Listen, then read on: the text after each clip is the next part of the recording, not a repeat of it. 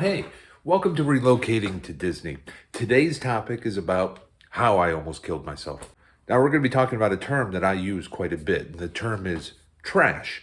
And you know my philosophy on that is I hate taking trash and moving it from one corner of a room to another corner of a room. Trash is supposed to be out of here. So, what is trash? Well, there's really typically two kinds of trash. There's garbage, and according to the definition, garbage is the byproducts, the leftover of food. Now, people use these terms interchangeably, so I'm not here to lecture you or correct you if you use these terms interchangeably. But garbage is typically the byproduct of food consumption. And then we have junk, and junk is possessions that we no longer want.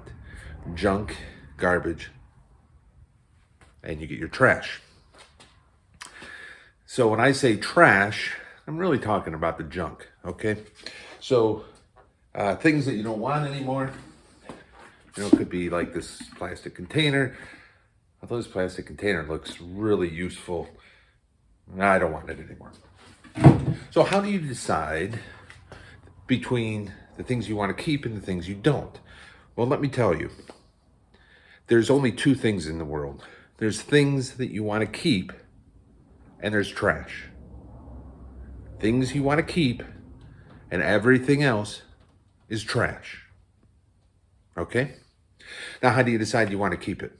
Well, there's, I don't want to steal somebody else's concepts too much, but what you want to do is take something and say, does this bring me pleasure, right? Does this give you a nice little warm, fuzzy feeling inside? If not, get rid of it, okay? Also, is something useful? If you have a tool is useful, you want to keep it. Silverware is useful, you want to keep it. My brother has a nice little philosophy. He once told me that if you haven't used it in a year, you probably aren't going to use it in the coming year. Time to get rid of it. So if you're not using something all the time, it's probably trash.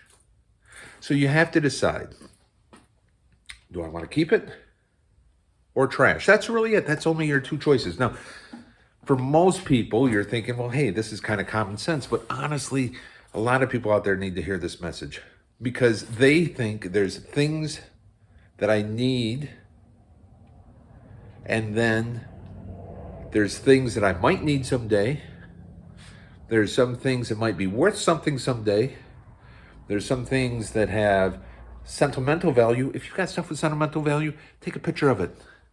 Throw it away. Okay? If it brings back memories, look at the picture. You don't have to have the item. Okay? So a lot of people have mistaken trash for having some kind of value.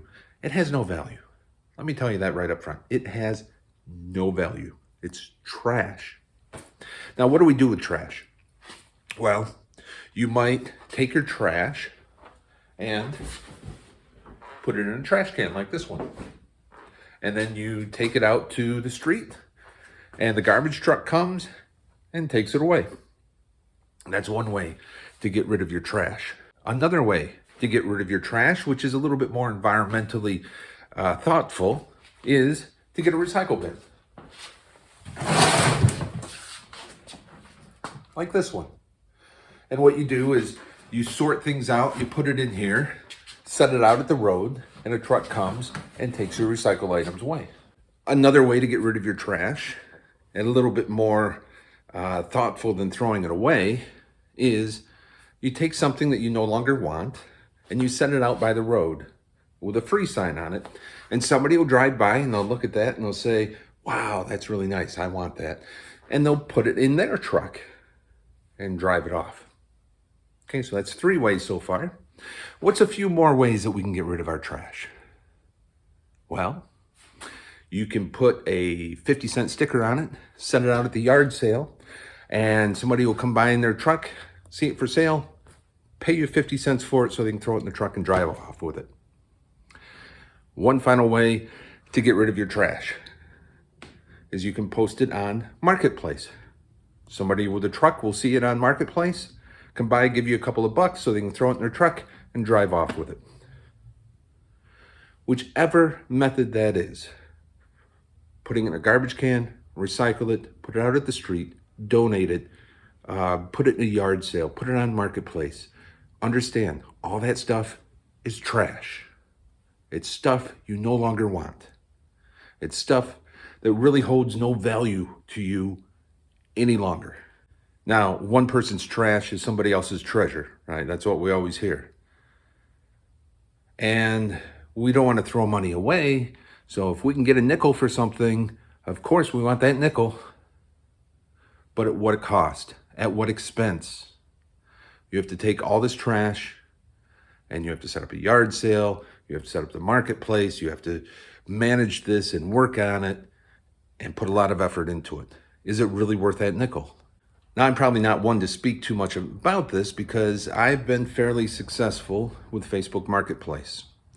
I've run that for about a year and I have posted maybe 700 items and 2/3 of which have sold. And on average, there's some good months and some slow months and whatever, but on average, I'm doing somewhere around $800 a month. So Marketplace has given me an avenue to take my trash and convert it into dollars. And you may be hearing that thinking, looking around your house saying, wow, I've got a lot of trash here. I bet it's a gold mine. But let me be honest with you. Your trash is trash. Nobody wants it. Even though I have sold a lot of things on Marketplace, people don't want to pay those prices. They always want to come down. They want it cheaper. They're getting stuff for pennies on the dollar compared to if they went off and bought it new. And by the time I go through all the effort of cleaning something up, getting it ready, managing the people who never show up, and handling all that, is it really worth $800 a month? Now, it's $800 a month for me because I've put hundreds and hundreds and hundreds and hundreds of things out there because I've got hundreds and hundreds of things to sell. You might be a little bit different. Maybe you don't have quite as much. You're not going to make that much. So for just a few items, is it worth the time and effort? Probably not. There have been many times I have looked at how much time and effort I put into Marketplace and said, I'm done. I'm not doing this anymore, right? So when I ship something off and it arrives broken and I have to refund all the money and the post office won't honor their insurance policy and pay me back and I end up eating $50, is it really worth it? In other videos, I've talked about a local event here in my town called the barn sale. Now, the owner of the barns goes and buys up estates. Somebody passes away, they got a house full of items, so they come in and offer $100, $200 and they haul it all away. And then they put it in the barn and they sell this stuff, just little knickknacks or Christmas tree lights or whatever. They sell this stuff for $0.25. Right? Toolbox might be a big metal toolbox, tons of tools inside, might be $1. Okay, this stuff has no value. Not really. I mean, you think of some treasured possession that you have put out on your shelf every holiday, and it means a lot to you.